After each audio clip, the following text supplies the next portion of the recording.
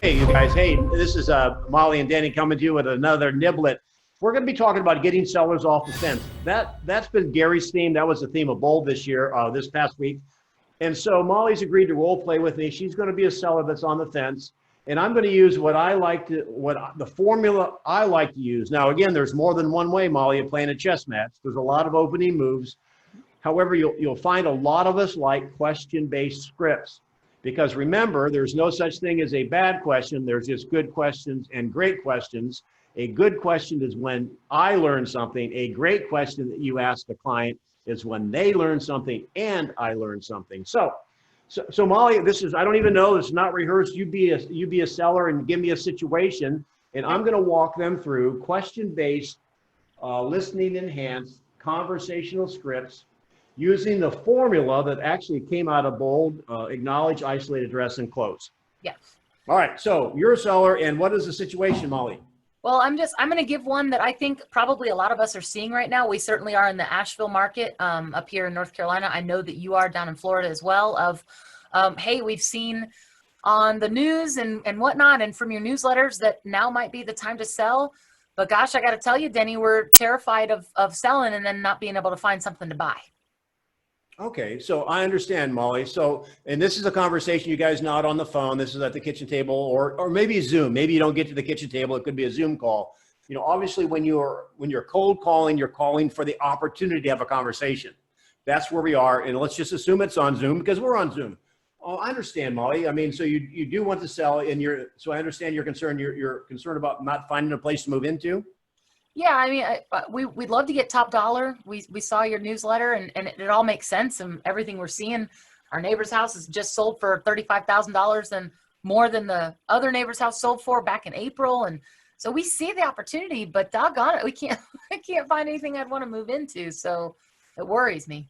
Okay, so let me ask you, now this is where the isolation comes. Don't start unloading that yet or unpacking that till you unload all the different objections. Remember, unload, then unpack. So I understand. So other than your concern about finding a place to move into, is there any other reason keeping you from doing business with me today? I don't think so. I mean, I guess it would have to be worth it. I think we'd need to talk to you about the value of our house and make sure that it is what we think it is.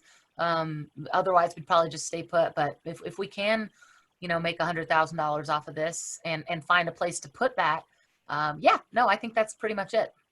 Okay, now again, I'm not really sure. So, typically there's no sin in writing things down, even if you're on a Zoom or at their kitchen table. There's probably no higher compliment you can give them than to listen and actively listen by writing stuff down. Mm-hmm. So, all right, so just to make sure, I mean, you're talking about, you know, having the next home to move into, and of course, getting the correct number on your house. Is there anything at all, anything else keeping us from getting your home on the market today? No, Denny, that would do it. Whenever they give you more than one, always ask the question. Well, let me ask you this, Molly. I understand, I've got it down here. Which one of these is really floating to the top for you right now? Well, I mean, the only reason we do it would be to get the most money out of our home. So probably most important is the money situation. I don't think we'd actually be homeless. So yeah, the money's most important. Now, isn't it amazing? This isn't rehearsed. And however, many times if we just ask the question and not assume, you're going to get a different answer than if you would assume. Mm-hmm. Because the first thing out of her mouth was, I have nowhere else to go. And it's a common objection. You're going to think that's the path you should take. So what if you'd have gone down that and attempted to solve that? That's not really it. Right.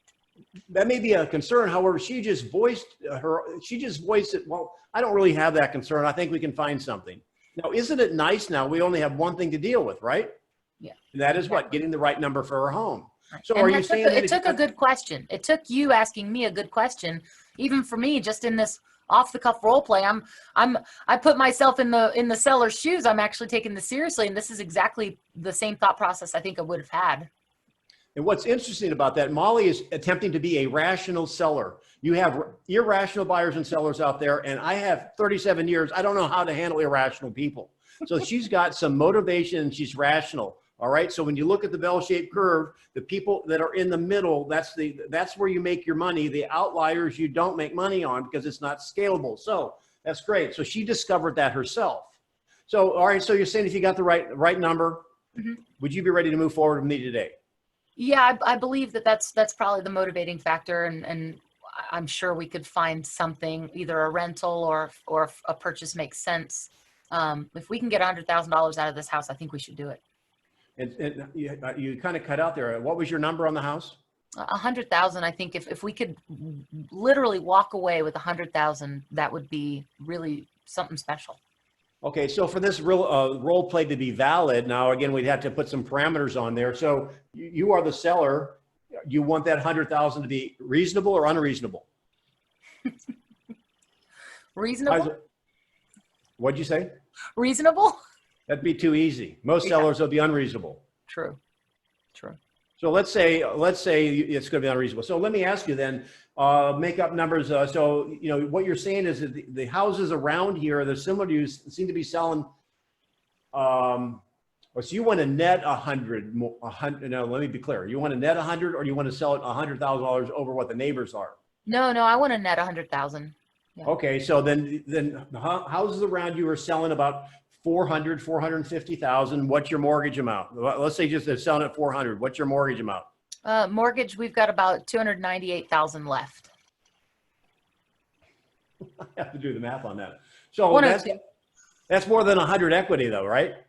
Yeah, about 102,000 or so, if 400 is the value. And that's what we're kind of hoping, is that maybe it's a little more like 425 because of the things that we've done and how hot the market is right now. And so you want to net 100, I see. And that would be, so that would put us about where your neighbors are selling around 400. We'd have to be around 425 or 430, right?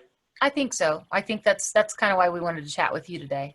Okay. So then so I understand you properly, then are you willing to put your house on the market with me today at $430,000? Yeah, I would love to see your net sheet, but if it makes sense, I mean, obviously if we net 98,550, we're not going to complain about that. But if it's closer to 90, it's probably not going to be worth our time. Now, okay. All right. So now we're going to get into the meat of this, because many times sellers, even in the greedy market, they can get greedier, right? So, all right. So here's the question I'm totally coming from left field here because not many people teach you this.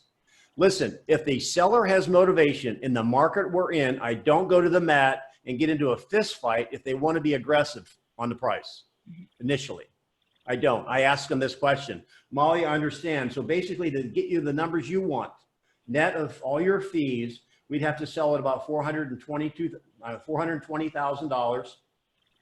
And again, we're having a great market. The house down the street just sold. It was listed for 380. It sold for 400. So the market's moving in your direction. Here's my question: what will you do if the market says no to get netting you 400 or selling at $420,000? I guess we'd take it a step at a time, but we probably would just either wait or take it off the market. We don't have to move, but we'd love to take advantage of it if we can. So now is when you want to go to motivation, because they don't have to move. Listen, understand from an agent standpoint, I know the market's, coming up lucky sevens on every roll, or they're getting blackjack on every deal. However, it's going to change. And at some point in time, it could change. Anyway, so here's my question now then, Molly, is that when you sell this house and you net what you want to net, what are you doing next? Where are you moving? We'll probably go wherever. We're going to stay here, but I think the big thing is we'd love to put that $100,000 away, sit on it, and look for a time to invest wisely. So we would actually probably be looking to get back into the rental market for a couple of years and just rent. Okay. So, all right. So they're going to park their cash, wait for an opportunity. So now I'm going to ask another question. This is called the meat thermometer. So based on your opinion of the market, Molly, there's no right or wrong answer. Do you feel the market is working in your favor as a seller right now? Absolutely. Mm-hmm. So, all right. So understand that. So if it's what's called a seller's market, do you want to sell in a seller's market? I think so. All right. So let me ask you now, do you think because of COVID, there's some people that are sellers that aren't on the market because they're concerned with a virus, this, that, and the other? Do you think that's possible? Yeah, it's possible. Mm-hmm. Mm-hmm. All right. And so if they decide to stay off the market and you were to get on the market, is that a plus for you or a minus? I think it's a plus for me. Okay. Right, because there's less competition, right? Yeah, makes sense. Well, likewise, if there's buyers are people. Now, you think there's some buyers that aren't in the market, because of unknown and whatever, and so there might not be as many buyers, and that sounds like it may not be in your favor. However, here's the thing: imagine you're a seller on the market when there's not a lot of competition, and the only buyers in the market are serious and motivated. So people aren't like just looky-loos in this market. If they're out looking, they're serious, correct? Right. Yep. Yep. So would it not be the perfect time for you to have your house on the market when there's less competition and the only buyers out there are serious and motivated? I think so. Yeah, I think this makes all the sense in the world. So when we expose it to the marketplace, we are exposing it, and everything is perfectly aligned to favor you. And I don't know how it could get any better. So let me just say that, there's three things that can happen when you list, after we list the home. And if the market, that's low to no showings, no offers, or it sells. If the market says no at the net you 420, you said you're not in a hurry, you're going to wait. What's the probability the market will be better than it is right now? Well, that's a good point. That's probably something we need to talk about, because while we're not in a hurry to sell, we would be in 3 years. So if you're saying that now is going to be the best time to sell in the next 3 years, then maybe the 100,000 is a little less important, and maybe we can see what the market says. I'm not so rigid that I wouldn't listen to your advice and the advice of the market, of course. Well, I understand that. And again, the market always is correct on the way they speak. My concern is, do you have any earthly idea? I mean, there's kind of a big thing coming up in November. It's called the election. Do you think the market may react one way or the other to the election? Yeah, I'm sure. I mean, I've followed real estate for years with you, Denny, and I have no doubt that there's some uncertainty in election years, but from everything I'm seeing, I don't know that it's necessarily going to impact what we're doing.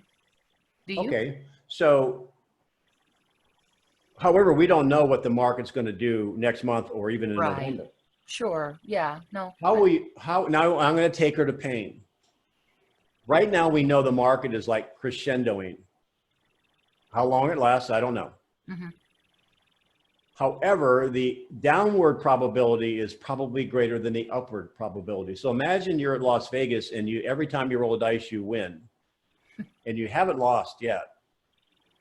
However, if you wait and roll one time too many, you could start losing. At what point on that game would you take your chips off the table?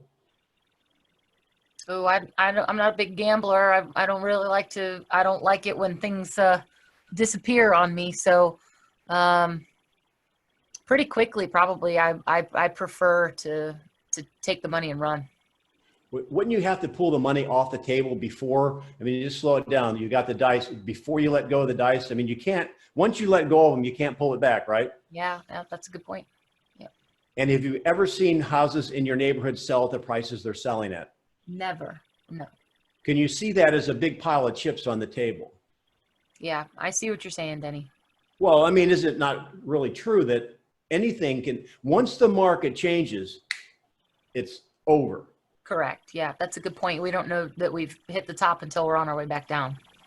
Right. So I guess my question is, every morning you wake up, you're rolling the dice. At what point in time will you say, enough, this is a good enough haul, I'm pulling my chips in, and I'm going to wait for a buying opportunity? I guess we would just look to your advice. Let's get it on the market then, and see where the chips are. See how big my pile of chips is. Let the chips fall where they may, right? So, all right. So let me ask you this, Molly. What advice are you wanting from me? I want to know. I think you've actually already answered it. I was just about to ask you if you think I should do it now, because this is the most money I'm going to get, whether it's $80,000 or $100,000. And I think you answered my question already. It sounds like we should move forward now and take advantage of it, do what we're going to do, and move forward. Well, I just want you to know, like, your doctor says, you can have surgery or not have surgery. It's up to you. I just want you to know that right now, you're winning. Mm-hmm. And I know that in this market of uncertainty, there's two things I know for certain. Number one is there's going to be winners and losers. And I'm assuming you want to be a winner, right? Yes, I do. Yeah. And Yep. the second thing I know for sure is you can't win in this market unless you're in it. So if we list it, there's a possibility you'll get your number. However, it might be a little bit short. And I just want to know, are you going to take the chips? Do you want to take the chips that you have or roll the dice that they might get better or you might lose them as well? Yeah, no, I hear what you're telling me, and it makes sense. I think we should go ahead and take advantage of whatever the market's telling us right now and get it up there and get it sold. So that's about a 15-minute role play with an in and out. I mean, doing the kind of like play-by-play is what I wanted to demonstrate there before we brought it to an end. And Molly was playing good. She was playing nice. Well, the point I actually want to make before you go on forward with that is I actually wasn't. I went into that with full intention on giving you a hard time, Denny, and I just couldn't because that was so well done legitimately by you. You're my friend and my colleague. You're also a really, really great realtor. And you took me through as an educated person and a seller who legitimately does want to take advantage of the opportunity. I couldn't give you a hard time because you made solid points. So for those folks watching this niblet, I don't want you to sit back and groan and say, oh, she just gave it up. I really didn't. It was the objection handling and the concerns management that really made that go exactly the way it did. And thank you for saying that, because that's what great questions will do. Remember, logic makes them think, emotion makes them act. And when they verbalize their emotion, it comes back to them as logic. And sometimes they get into an argument with themselves or their partner. The thing that I wanted, and I'll put a bow on it right here, is this. I wanted her to articulate what advice she wanted from me. Because here's the thing, I do not believe in setting prices or setting directions. I set expectations. She had to make the decision whether or not she wanted to roll the dice. Because as you know, in real estate, once that market turns, it's over. There's no coming back. So I don't give numbers to buyers. I don't give numbers to sellers, because when you give them a price, then someday you got to go back and ask for price reduction below the number you set. Good luck. Yeah, not fun. So awesome job. Thanks Hey, Denny, so much. when are you going to be here to list my house?